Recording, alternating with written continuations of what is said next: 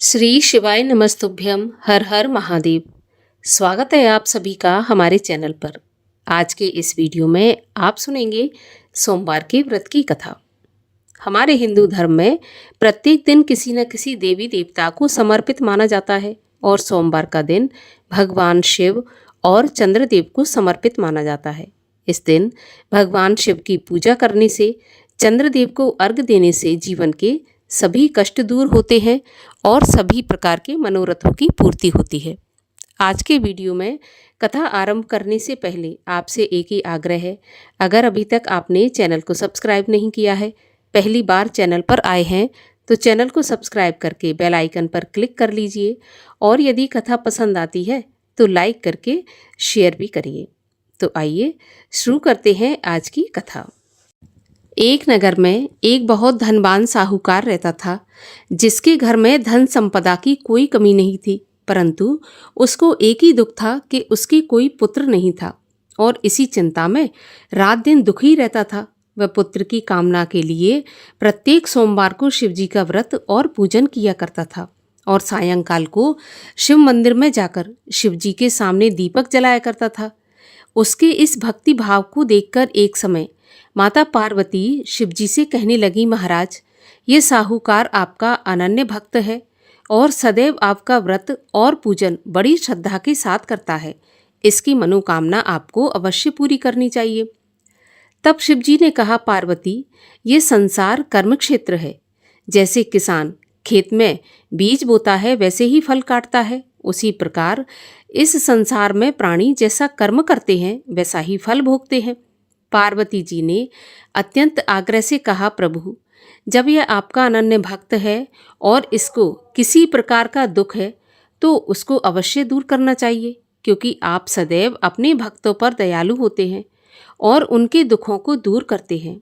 यदि आप ऐसा नहीं करेंगे तो मनुष्य आपकी सेवा और व्रत क्यों करेंगे? पार्वती जी का ऐसा आग्रह देखकर शिवजी महाराज कहने लगे, पार्वती, इसके कोई पुत्र नहीं है और इसी चिंता में यह दुखी रहता है। इसके भाग्य में पुत्र ना होने पर भी मैं इसको पुत्र प्राप्ति का वरदान देता हूँ, परंतु वह पुत्र केवल 12 वर्ष तक ही जीवित रहेगा। इसके पश्चात मृत्यु को प्राप्त हो जाएगा। इससे अधिक मैं इसके लिए कुछ भी नहीं कर सकता। ये सब बातें साहूकार सुन रहा था।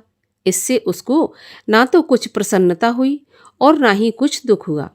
वह पहले जैसा ही शिवजी महाराज का व्रत और पूजन करता रहा। कुछ काल व्यतीत हो जाने पर साहूकार की स्त्री गर्भवती हुई और 10वें महीने उसके गर्भ से एक सुंदर पुत्र प्राप्त हुआ।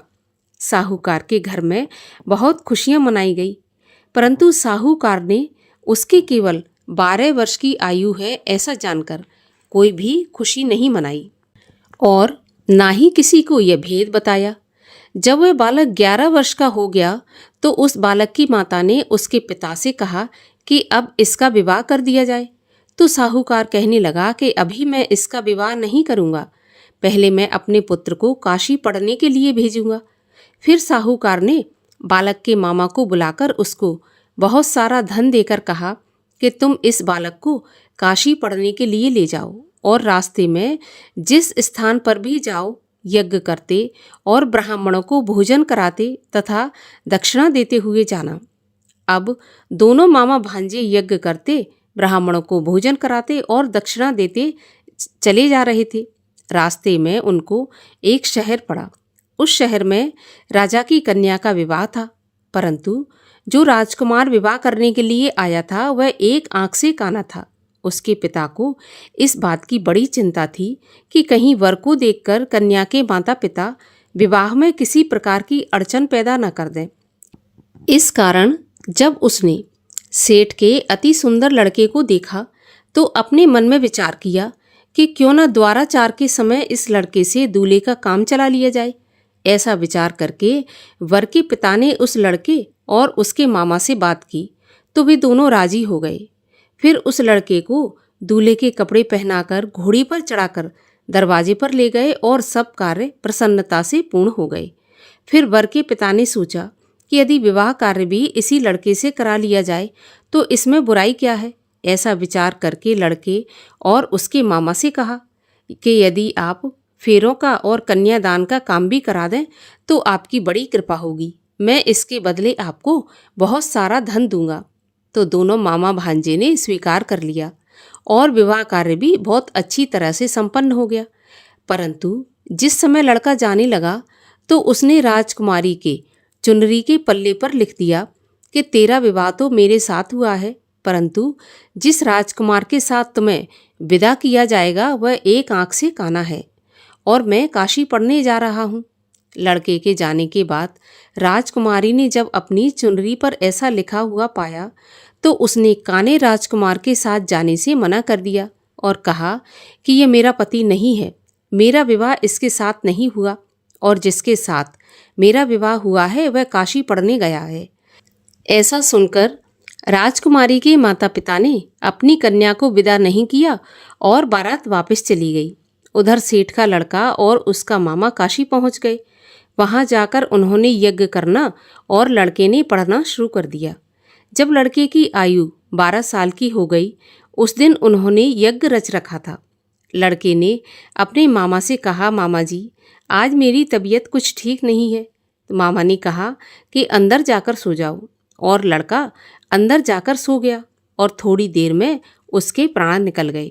जब उसके मामा ने आकर देखा कि उसका भांजा मरा पड़ा है तो उसको बहुत दुख हुआ, परंतु उसने सोचा कि अगर मैं अभी से रोना पीटना मचा दूंगा तो यज्ञ का कार्य अधूरा रह जाएगा। अतः उसने जल्दी से यज्ञ का कार्य समाप्त करके ब्राह्मणों के जाने के बाद रोना पीटना आरंभ कर दिया। संयोगवश उसी समय शिव पार्वती जी उधर से जा रहे थे। जब उन्होंने जोर जोर से रोने की आवाज़ सुनी तो पार्वती जी कहने लगी, महाराज कोई दुखिया रो रहा है, इसके कष्ट को दूर कीजिए। जब शिव पार्वती ने पास में जाकर देखा तो वहाँ पर एक लड़का मरा पड़ा था। पार्वती जी कहने लगी, महाराज यह तो उसी सेठ का लड़का है जो आपकी वरदान से हुआ था। तब शिव जी कहने लगे, पार्वती इसकी आयु इतनी ही थी और ये भोग चुका।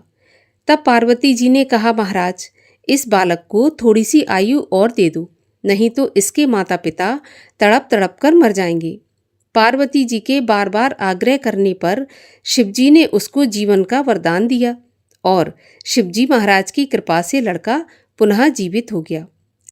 इसके बाद भगवान शिव और माता पार्वती कैलाश पर्वत पर चले गए। शिक्षा पूरी होने पर वह लड़का और उसका मामा उसी प्रकार यज्ञ करते, ब्राह्मणों को भोजन कराते और दक्षिणा देते अपने घर की ओर चल पड़े।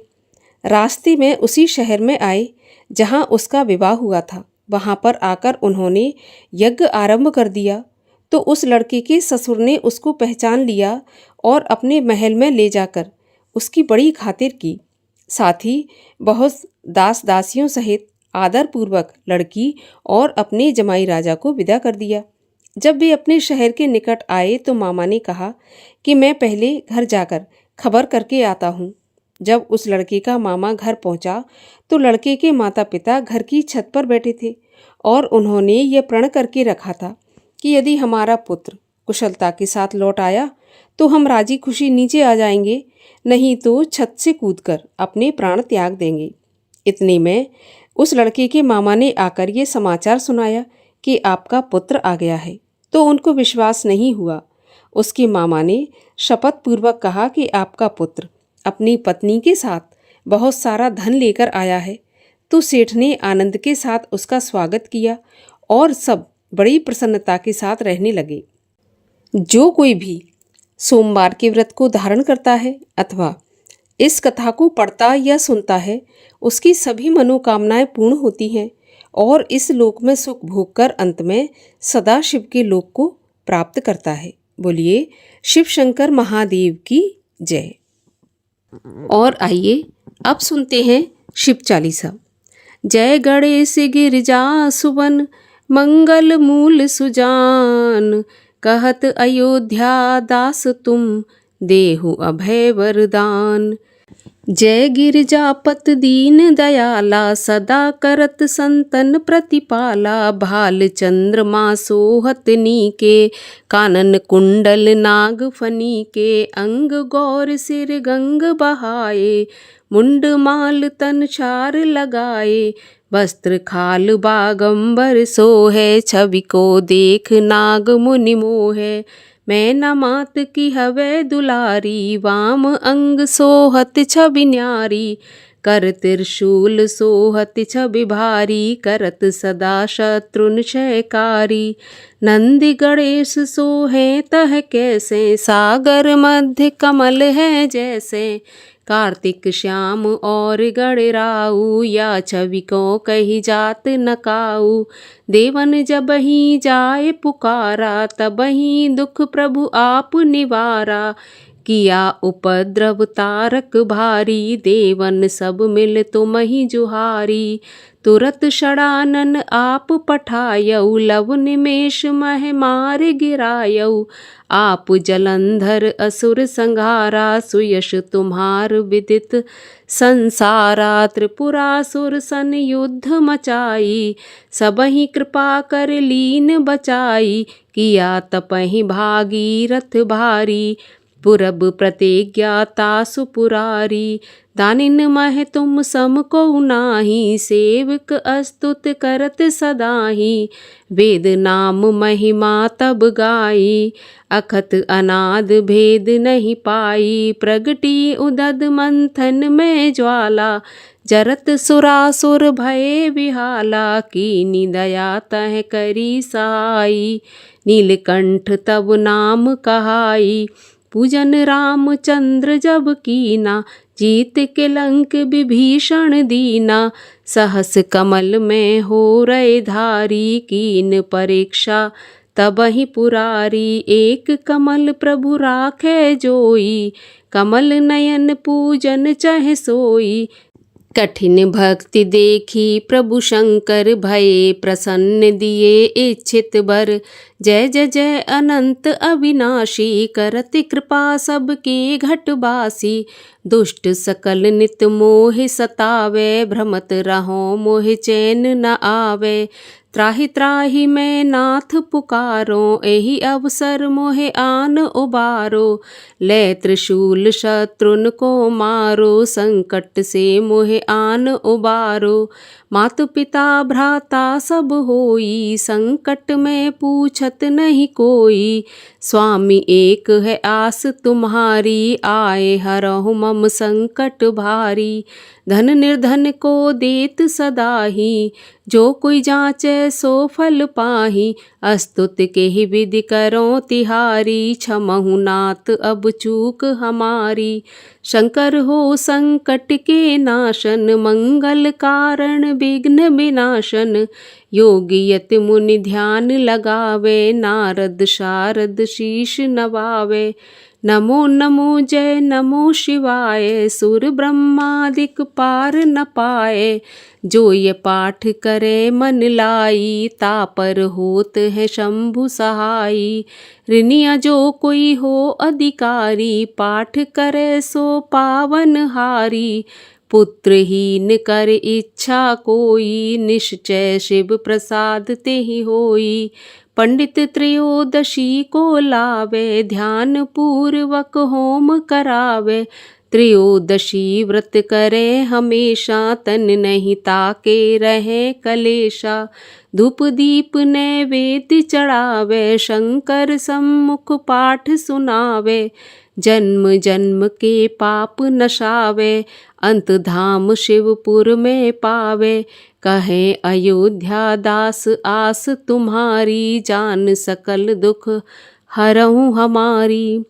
नित्य नेम कर प्रात ही, पाठ करो 40।